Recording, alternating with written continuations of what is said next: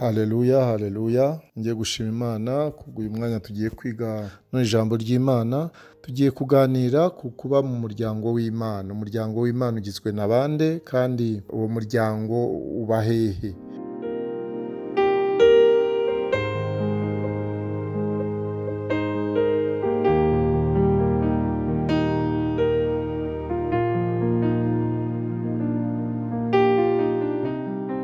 Uwo muryango rero ugizwe n'abantu bihannye bakunda Imana, mbese bakiriye agakiza.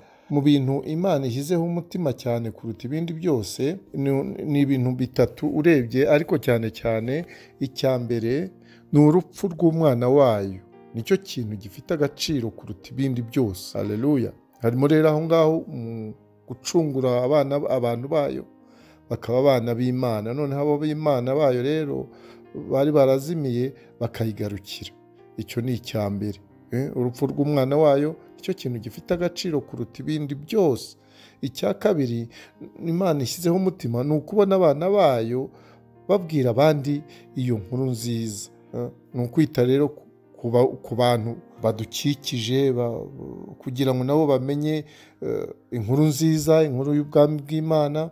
Inshuti yawe nta kuntu utayibwira ikintu kikunezeza, nawe akaba inshuti y'Imana. Icyo gihe rero bivuga ngo uba uhaye Imana agaciro, kuko uba wifuza ko inshuti yawe, ubucuti bwawe ufitanye n'Imana nabwo n'abandi bagira ubwo bucuti. Ibyo rero bakagira ubucuti n'Imana kuruta ibindi byose, ari byo kurutaho ugenda umenya. Iyo mufitanye ubucuti ugenda urushaho kumenya Yesu Kristo. Icya gatatu Imana ishaka yanaturemeye ni ukugira ngo tuzabane nayo, tuzabana nayo akaramata. Ibyo ni byo bintu bitatu Imana ishyiraho umutima wayo. Noneho ubwo tugiye kureba rero ni izihe ntambwe dushobora gutera kugira ngo dushobore kugera ku gakiza. Kugera ku gakiza ni ugutera intambwe zigera kuri 7. Intambwe ya mbere ni iyo kwemera ko uri umunyabyaha, kudashobora kwikiza. Intambwe ya mbere rero tuyibona ibiri mu Baroma igice cya 3 umurongo wa 23, uvuga ko bose bakoze ibyaha ntibashyikira ubwiza bw'Imana. Aho ngaho rero iyo wemera ibyaha byawe, aho ngaho ukwemera niyo ntambwe ya mbere kugira ngo ushobore kubona agakiza. Intambwe ya kabiri ni uko iyo wemera ko uri umunyabyaha, ni uko ugomba kumva ko ukwiye igihano, ukamenya ko ibihembo by'ibyaha ari urupfu, ariko impano y'Imana ari ubugingo buhoraho muri Yesu Kristo umwami wacu. Umenye ko gukora icyaha bingana no gupfa. Icyo gihe kukwiriye igihano cy'urupfu, icyo gihe rero uhitamo, uravuga uti kubwo Imana ishobora kuguha ubugingo buhoraho, kandi kubw'itegeko icyaha ngomba gupfa. Icyo gihe ni intambwe ya kabiri, ukamenya ko niba ukwiye igihano cy'urupfu hari wahitamo, hari uguhitamo aho kugira ngo upfe. Kuko uriya ngo wavutse rimwe apfa kabiri, ariko uwavutse kabiri apfa rimwe gusa. Haleluya. Intambwe ya gatatu ni ukuvuga ngo iri muri Yohana igice cya 3 umurongo wa 16, kuko Imana yakunze abari mu isi cyane byatumye itanga umwana wayo w'ikinege kugira ngo umwizera wese atarimbuka, ahubwo ahabwe ubugingo buhoraho. Iyo ntambwe rero iyo uyigezeho ni ukumenya urukundo rw'Imana, ukamenya ko ufite ubugingo buhoraho kandi ko Imana yatanze Yesu kugira ngo ushobore kubona ubugingo buhoraho. Intambwe ya kane iri muri Yohana igice cya 1 umurongo wa 12, uvuga ko icyakora abamwemeye bose bakizera izina rye yabahaye ubushobozi bwo kuba abana b'Imana.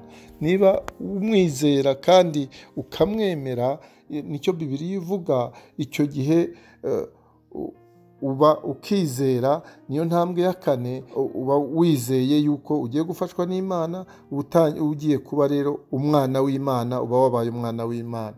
Intambwe ya gatanu iri mu Baroma igice cya 10 umurongo wa 9 n'uwa 10, ngo niwatuza akanwa kawe yuko Yesu Kristo ari umwami, ukizera mu mutima wawe yuko Imana yamuzuye, uzakizwa. Kuko umutima ari wo umuntu yizeza agakurwaho gukiranuka, kandi akabarwaho gukiranuka, kandi akanwa akaba ariko yatuza agakizwa. Haleluya.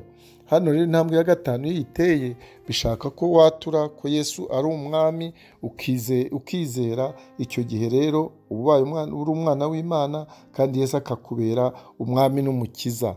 Intambwe ya gatandatu iri mu Baroma igice cya 14 umurongo wa 17, kuko ubwami bw'Imana atari ukunywa no kurya, ahubwo ari ubwo gukiranuka n'amahoro no kwishimira mu mwuka wera. Haleluya. Hano rero nta ubwami bw'Imana bishaka ko utangira ibyo gukiranuka, ukagendera mu mahoro, ukishimira mu mwuka.